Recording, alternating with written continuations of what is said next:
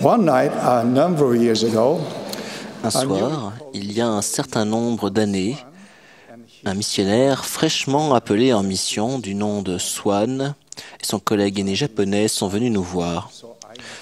Heureusement, j'étais à la maison. Je les ai donc invités à entrer. Quand je les ai accueillis à la porte, mon attention s'est portée sur le pardessus de frère Swan. Sans réfléchir, je lui ai dit « C'est un très beau pardessus que vous avez là. » Alors, s'il n'était pas neuf, il était plutôt décoloré. J'ai supposé que le pardessus avait été laissé dans leur appartement par un missionnaire qui l'avait précédé. Frère Swan a réagi immédiatement à mes paroles et de manière complètement à l'opposé de ce que j'avais pensé. Dans un japonais hésitant, il a répondu « Oui, c'est un bon pardessus ». Mon père le portait lorsqu'il est parti en mission au Japon il y a plus de 20 ans. Son père avait œuvré dans la mission d'Okayama. Et lorsque son fils était parti en mission au Japon, il lui avait donné ce pardessus. Cette photo montre le pardessus que 2 générations de missionnaires de la famille Swan ont porté au Japon.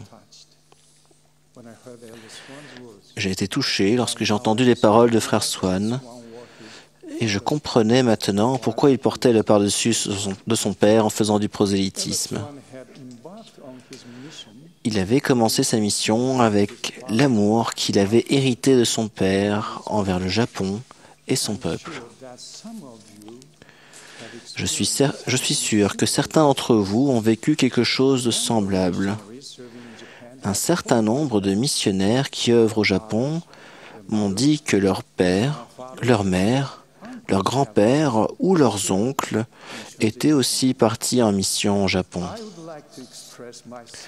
Je voudrais exprimer mon amour, mon respect et ma reconnaissance sincère à tous les anciens missionnaires qui ont œuvré à travers le monde. Je suis certain que ceux que vous avez aidés à se convertir ne vous ont pas oublié. Qu'ils sont beaux sur les montagnes les pieds de celui qui apporte de bonnes nouvelles. Je fais partie de ces convertis. Je me suis converti à 17 ans, alors que j'étais au lycée. Le missionnaire qui m'a baptisé s'appelait frère Rupp et venait d'Idaho. Il a récemment été relevé de son appel de président de Puy en Idaho.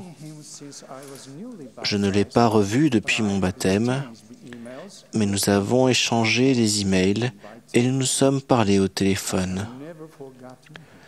Je ne l'ai jamais oublié. Son visage bienveillant et souriant est gravé dans ma mémoire. Il était si heureux d'apprendre que j'allais bien. À 17 ans, je n'avais pas vraiment une bonne compréhension des messages que les missionnaires m'enseignaient. Cependant, je ressentais quelque chose de particulier au sujet des missionnaires. Je voulais devenir comme eux. Et je ressentais leur amour profond et indéfectible. Je voudrais vous parler du jour de mon baptême. C'était le 15 juillet et il faisait très chaud. Une femme s'est aussi fait baptiser ce jour-là. Les fonds baptismaux avaient été assemblés manuellement par les missionnaires et ne ressemblaient pas à grand-chose. Nous avons été confirmés juste après notre baptême. Frère Lloyd a tout d'abord confirmé une sœur. Je me suis assis à côté des autres membres, j'ai fermé les yeux et j'ai écouté en silence. Il l'a confirmé et s'est mis ensuite à lui donner une bénédiction. Toutefois, il s'est arrêté de parler. Alors j'ai ouvert les yeux et je les ai regardés intensément.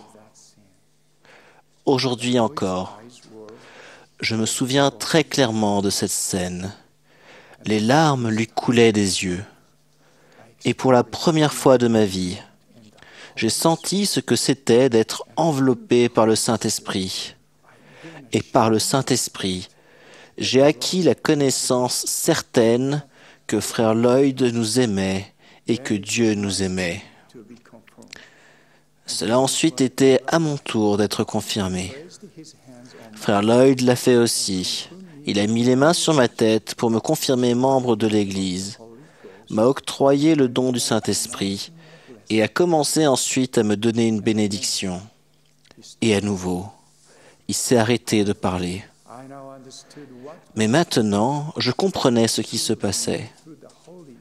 Je savais véritablement par le Saint-Esprit que les missionnaires m'aimaient et que Dieu m'aimait. Je vais maintenant dire quelques mots aux missionnaires qui sont actuellement en service à travers le monde. Votre comportement et l'amour que vous manifestez à l'égard des autres sont des messages très importants. Bien que ne comprenant pas immédiatement toute la doctrine que les missionnaires m'enseignaient, je ressentais leur grand amour et leurs nombreux gestes de gentillesse m'enseignaient des leçons importantes. Votre message est un message d'amour, d'espérance et de foi.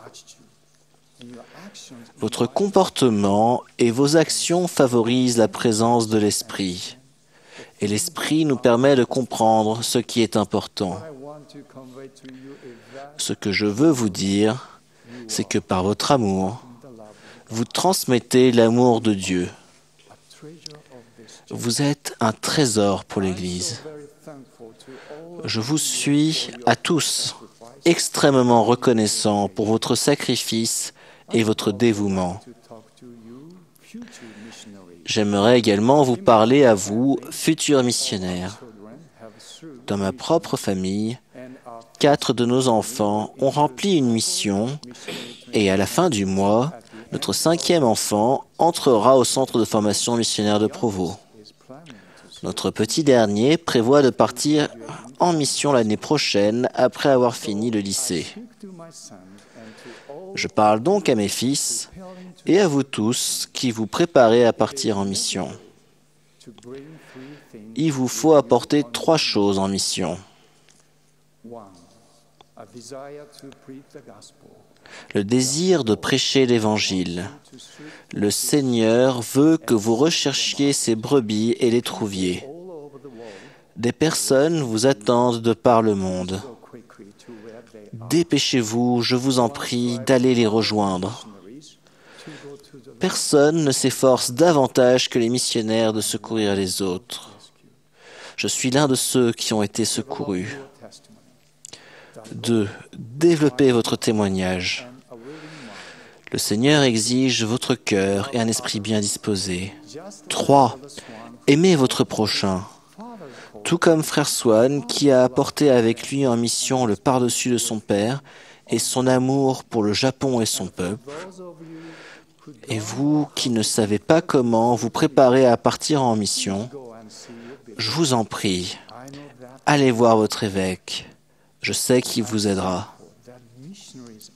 Je suis reconnaissant que les missionnaires soient appelés par le Seigneur, qu'ils répondent à cet appel et qu'ils œuvrent de par le monde. Permettez-moi de vous dire à tous, chers anciens missionnaires, que je suis vraiment reconnaissant pour tous vos efforts. Vous êtes un trésor pour l'Église. Et puissiez-vous toujours être des missionnaires et agir comme des disciples du Christ. Je témoigne que nous sommes les enfants de Dieu, notre Père, qui nous aime et qu'il a envoyé son Fils bien-aimé Jésus-Christ pour que nous puissions retourner en sa présence. Je dis ces choses au nom sacré de Jésus-Christ. Amen.